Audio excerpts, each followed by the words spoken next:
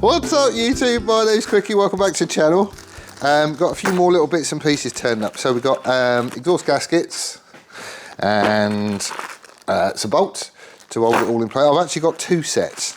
They throw the bolts in for free, which I don't really understand. But anyway, I've got two sets. One because we need to get the exhaust fitted properly for its dyno, but then it's all got to come apart again and get, you know, painted and sorted out and everything else. So the gaskets is going to be knackered, and I'll need some new ones for the final build and whatnot. So I just got two. It was cheaper that way. But anyway, this is just a catch up as to where we are with the project, update on plans and people chipping in and all that sort of stuff. So anybody who has been chipping in, and we have had a few, I can never remember, it's this side, isn't it? There's a whole load of names popping up here.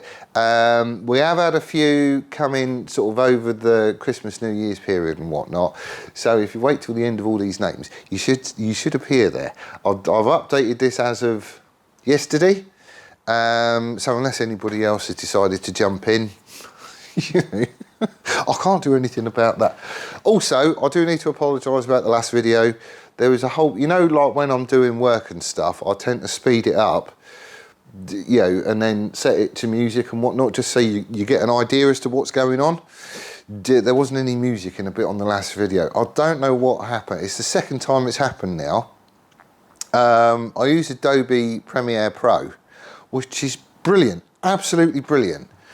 But, and you can watch it on the viewer and it's all quite happy, but then when you come to do the rendering, there's something funny going on. I need to have a look, see. I know it's something I've not ticked or I've not done, but, sorry about that, I'm not re-rendering it just to put a tune in when you've heard the tune like a squillion times already. That said, it was a bit like watching Charlie Chaplin. Right, in other news, I've also been ordering a few other little bits and pieces. This is my old cooler, it's nasty. It's just like dinked and like the fins is bent over and everything else. I'll put it on the bike for the dyno because I know it works. It works quite happy, but it's not going on the final build, so I had to go and find another one. This will blow your mind. Absolutely, well, I was gobsmacked when I saw it. Where are we? No, starts with an O. Oil cooler, there we go. So I thought, oh, all right then.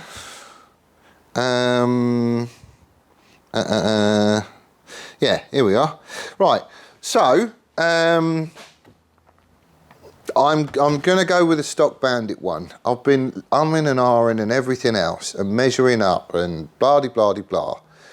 John Allen on his Bandit, he's got an aftermarket one, which, you know, it's just like a boxy looking alley oil cooler. Basically, it's, you know, it's very square. It does the job. And it comes with a mounting, which is like a big old bit of aluminium across the top and all that sort of stuff. And it's just bolted on it, and it fits in with his bike a treat. That's the sort of bike that sort of thing goes on, like a Street Fighter type stuff. Whereas this, I really don't want to draw attention to it. So the smaller I can get it, which, you know, you can't really go any smaller than OEM size because they made it that big for a reason. But I also want a black one, and I don't want a square one because everything on this is rounded. So I am going to be going with just a stock one. So I thought, okay, all right, where can I get one from? Let's try Fowler's. I went to Fowler's. Oh, this is just nuts. Oil cooler, just that bit, just the core, right, without any of the bushings or any of that sort of stuff, 476 quid. 400, I'm going to say it again, 476 quid for a bloody oil cooler. You're having a laugh. The whole bike only costs 400 quid. I mean, all right, it wasn't running. I'm not paying that. So I went on eBay and I got brand new old stock. So it is a brand spanky new one. I don't know when stuff becomes like brand new old stock. I thought it was when they stopped making the bikes anymore, which I suppose they haven't made this one in quite a long time. It's a Mark 1. But yeah, got a brand new old stock one for 100 quid, which is much more like it. 100 quid for something like that you would expect to pay. So, you know, I'm fine with that. So he's on his way. I'm not going to fit it for Dyno, like I say. We're just going to run with this one because this one's absolutely fine. Also, don't know about the grill on front, just because the way they mount is just dead pokey. I don't like it. It just kind of it slides into the, you know, it grips on around the side. It's not like a proper fixing. So I don't know. We might be having a look at that. And then as far as oil lines go, I did have some oil lines up there which goes to an AN fitting, whereas these don't. I'm still looking into options on this, but there's like this weird little connector on the bottom. It's like one of them. Can you see it? So it's like a, I don't know what shape that is, but you get the gist. So it's one of them, then it goes to a hard line, then it goes to a soft line, then it goes to a hard line, and then it goes to the engine. I'm still looking into options on how to mount it, but that's what we're doing. What else is going on? I've got an idea on the clutch perch and also the mirrors. I think for now, I don't like the clutch perch. Let me show you. Hang on. Right, this is probably a horrible picture, but you get the gist. So this is the clutch perch. The bit that the lever goes onto and the cable comes out of. But if you look at the angle that the cable is actually coming out, it's going to send it out here. I don't want that. I want it to go like that. So I'm looking at different options on this one. And if I can get one that doesn't have that, I'm also going to do that. I do have a couple of ideas which I'll check out in a minute, but I don't really want to be running this on the final build. If I have to run it for the dyno run, then so be it. But the clutch cable ain't going to route as I want it to. I think it's just messy. It's untidy and it doesn't follow anything else. It's not a right angle, it's a wrong angle. So yeah, I want one that sends it directly behind the headlight. Basically, you know, sort of parallel to the clip-on would be good. There are a few that I've seen, but they've also got a clutch switch on them. This does have a clutch switch on the bottom, I think. So I could run with one of them, and I might do. But they also do like sets where you get the, where is it? It's one of these. I can't remember what it's called now. But like the front brake master cylinder and stuff. So I have found some sets that you can get online, which actually look quite good, and they would go with the bike. Because kind of all this bit is going to look, you know, a bit plain and old school and all this kind of stuff until you get to the controls, and then it's like a spanky speedo and like domino quick action throttle and funky buttons and stuff like that. So different set of brake levers and everything else would tie in. However, the bit I'm worried about is the bore size on the front master cylinder, because obviously that's got to be paired with the Daytona brakes that we've actually got on this. Because if you get one that's got a tiny little bore, you know, it's going to affect how much pressure and how far the lever has to go and all that sort of stuff. So I'm probably going to measure that one up, see what the bore size is. I'll Google it and just make sure I've got it right. But we're going to be switching out those controls, I think, which also means the reservoir is going to be changing and the levers and all that sort of stuff. I quite like to keep the levers sort of old school looking, you know, like the plain, because yeah, I could go short and stubbies, but you know, I don't think it's going to fit the bike basically. So I'm still grubbing about on that lot. However, for dyno run, don't care, that lot is going on it. In fact, the front brake isn't going on it because we don't need one. We just need a clutch. So that's what's happening there.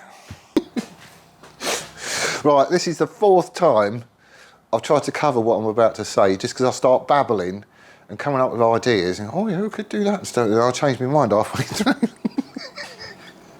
This is why I spend so much time just looking at the bloody thing, trying to figure stuff out before I actually do something. You know, so I've got a plan and I know what it is that I'm doing, so I can just crack on and get it done.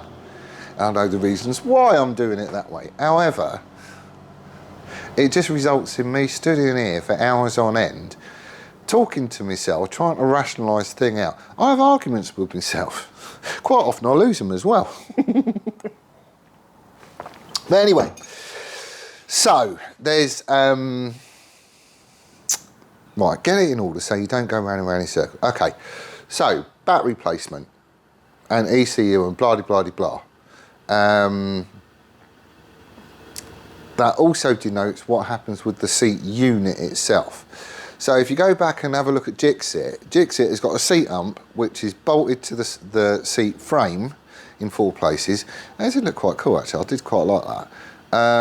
And then the seat pad bit, that was made out of fiberglass and that was a completely separate thing, right? So that's one option. So we're probably going to be doing something that looks very similar, but I might be making it a little bit different. When John was down, I keep going back and having a think about it, but he's got his seat such that the seat pad and the seat hump, or like the bodywork bit to it, the whole thing is joined, and when you release the seat, the whole thing comes off. So you can see subframe and all the gubbins underneath it. But it's all one big lump, and it's just the seat pad is bolted to the bodywork, and you can separate them because obviously one bit was upholstered. But the whole thing comes off as a unit rather than just the seat pad. And I've been chewing over the best way of doing this. I think I know what I'm doing. Mind you, I've just changed my mind like 4 times in 30 minutes. Let me show you. Come on, come out. Right, there we go. Needs another rubber, which I need to get ordered, but that's the ECU. Right, so I've gone through quite a few different options here. This is what I'm ending up with, and this is what I think I'm going to be doing. And I could do this, well, I've got my grubby prints all over it again. Look. And I could do this regardless of what I do with the bodywork. So if I was to go like John and have the whole thing removable, I could do that, or I could have the seat hump and then the seat pad, completely separate things. Don't really care, either would work. At the minute, I'm still thinking of having them separates. So, battery is definitely going to be going that orientation and about there. So we're going to have tabs here that I can bolt a flat bit of something to that's got a hook front and back, and we'll just have one of those rubber band things that goes over the top of it.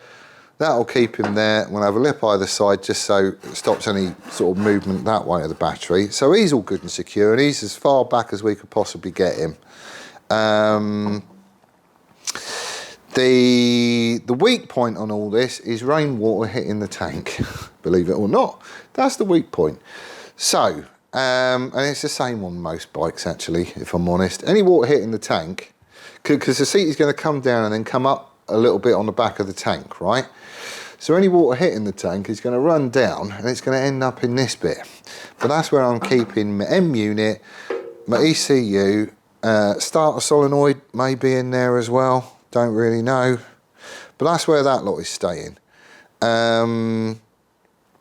Now, we have got that uppy down bit there, which this could all mount to. So it is up and out the way, and there ain't going to be much weather coming in through the front of it because the engine's blocking it, even though I'm not running a front mudguard. That's, and the oil cooler and everything, is going to stop it all coming through. So this lot is either going to get mounted up here, so it's a downward slope to the front where we've got drainage, or it's going to go on the back side of that curvy bit that I just shoved in there. This has got little tabs, so we can stick that on and mount it to some tabs just to secure it. This is actually bolted down. So again, we could have some little bosses on there. You can't really see that because it is inset. So I could always do like a riv nut thing in there, or I could weld on some bosses and then dress it back. But again, you wouldn't see this and it would be tucked properly up and out the way. And if I'm honest, it's probably there that this lot is going to go. Starter solenoid, I haven't really decided yet, but that leaves me all this lot free and sort of open space. However, in here, we've got this plate that this is going to sit on. It may well get extended to catch the seat release. So there's like a big old brackety jobby that he needs to be secure as well. So he is probably going to go on here too. And then at the front, we need to have something for the tank to mount to and for the seat to hook under, if that makes sense. So again, it leaves me all this space free. About there, is probably going to be where the key goes to release the seat, or a lever or something, but that's probably where that's going to go, and it just leaves all this lot free. So up in this bit, you know, that could be where we stash the phone, it could be where I put a USB charging port, it, you know, whatever, tool roll, don't really know, but all that lot could go in here and we would just have a bit of extra space to play with. So that's what I'm thinking of. Seat hump is going to be similar to Jixit and mounted in a similar way. So we'll have tabs up here with bolts on the bodywork that just tie it all together, so that's fine. The seat pan itself is I'm probably gonna go the fiberglass route again, just because it was quite easy to do, if I'm honest. I need to get the mould better, and I've got some ideas on how to do that. But the seat itself is going to overhang the back of the hump, and it is going to come up the front of the tank just a little bit, and then kind of come down to this corner all the way around and up over the hump again. So definitely a solo. You know, it's going to be quite good, I think. But that's how I'm thinking of laying stuff out at the minute. So what I need to do now is just measure all this, make sure I've got room for everything, and come up with some sort of a thing to mount all this lot on and see how we go. But that's the next bit. Right, so we've got a few little dimensions. Just, you know, start off with 10, just so I can start working it out and come up with an idea as to, you know, how we're going to do it and what's needed. That battery thing amounts for those little boxes. It's the only fabrication that is needed to get this on the dyno. That's it. Everything else we can work around totally. And I've got everything. I'm sure I've got everything. I can't think of anything that I'm missing to actually make the bugger go. Maybe a little bit of oil. I'll probably need a little bit more oil, but that's it. So I think we're actually in a really good position. Had a chat with Jamie. He's like, well, you know, just when you're ready, just give us a shout. I'll come down and get it done. And realistically, we could probably get it running in a day, wire it up and get it running. I've got my carb balancing thingy in there, so we will get all that lot balanced. But as long as the controls work properly, so throttle, clutch, gears, as long as it starts and all that lot operates properly, I don't really care if cables are too long and will need to be shortened at some point and blah, blah, blah, blah. Really don't give a monkeys. This is just a dyno run. But as long as it runs, it holds an idle and everything works as it should do, all the rest of the tuning can happen on the dyno. I know the engine's coming apart to freshen it up and make it look spanky and blah, blah, blah, blah, but that ain't going to change the tune at all. You know, the tune is mostly down to the carbs, the pipe, you know, that sort of, you know, the fueling and blah, blah, blah, blah. It's got all new coils, it had all new spark plugs in. They've only done like a couple hundred miles. It's going to be fine. So get to that point, and it can go on the dyno. There's no reason for it not to. So I reckon, I set myself like an unofficial target, but I honestly think 3 weeks is totally practical. So I don't know when I'm going to be moving into the new job. I'm still in the model shop at the minute. Fella is dragging his heels, as he always does. But even then, I should still be on the same shift, so that's not going to be an issue. And we haven't got anything really coming up over the next month. So I should have the same amount of time in here that I normally do, and I could definitely get it done in that point. I've got a few hangers and stuff that I need to finish off, so that does need to happen at some point, but this is all totally doable. I've already had a chat with Crispy. He was on about coming down and giving it the once over before we book it in for dyno. So if there's any little bits that he wants me to tweak or change, or no, I've got to do this or whatever, I'll get him to give us the okay on it. But, you know, we should be fine, I think. 3 weeks, we should hear this running. And it's going to be mint. That pipe is going to be so loud. So there you go, that's this week's update. I do quite like doing these because as I'm sitting here explaining to you, well, I want to do this and I'm going to do that and blah, blah, blah, blah, it makes you think about stuff. You think, oh, actually, what if I did it that way? This little video ain't took long to do. However, I've changed my mind a lot. Just because I hear myself saying it out loud, you think, well, hang on, that ain't going to work because of this. So then you have to go back and think of a different way of doing it and so on and so forth. But I've got a plan. I know what I'm doing. It's all going where I said it's going. I'm pretty sure. And they're the reasons why. Someone is going to disagree, going, well, you should stick it where you did this one and blah, blah, blah, blah. Well, I've probably considered it. That, you know, feel free to chip in, all up for some of that. However, just to let you know, I've probably considered it and I'm discounted it and I'm doing it this way because I think it's a dumb idea. But, you know, if it's one of those scenarios, I will let you. I can't see anybody coming up with anything new because I've gone through pretty much everywhere you can stick that lot and that's where it's going. At the end of the day, I want the whole bike to look really, really clean and plain and just, you know, tidy looking with no fuss and gubbins everywhere. And this, I think, is the best way of doing it. This has to happen to get it running, to get it on the dyno, and that is the focus. So that is the bit there that I'm doing next. I just want to get it on the dyno. I set this unofficial thing of 3 weeks, and it is totally doable. It is totally doable. I just need to stay on track. So that's my plan. I've got to figure out some mounts and various other bits and pieces and fabricate it. That's going to be the next bit. And then we can just move on and hopefully get to wiring the bugger up soon, which will be awesome. So anyway, that's the main reason for doing these update videos, just because you explain what's coming next and reasons why and all that stuff. The other big reason, obviously, is to thank all those people whose names have been popping up in the corner. They're directly chipping into this. You know, they are absolutely 100% supporting the build, and it is so appreciated. It really, really is. And they all seem keen as mustard. I really want the bike to go to someone who has seen it and followed it and, you know, I'm not saying fell in love with it before it's even finished, but has got like a vested interest in seeing the bike done and actually having it at the end of the day, because I think they will enjoy it. Rather than just sticking it on eBay and some random Joe Public goes and buys it. That's the whole reason for doing it this way. And all those people chipping in and coming in with comments and all that sort of stuff is brilliant. It's kind of why I wanted to do it. But anyway, thank you ever so much for watching. I really do hope you're well and staying safe. And we will see you on the next one. Laters!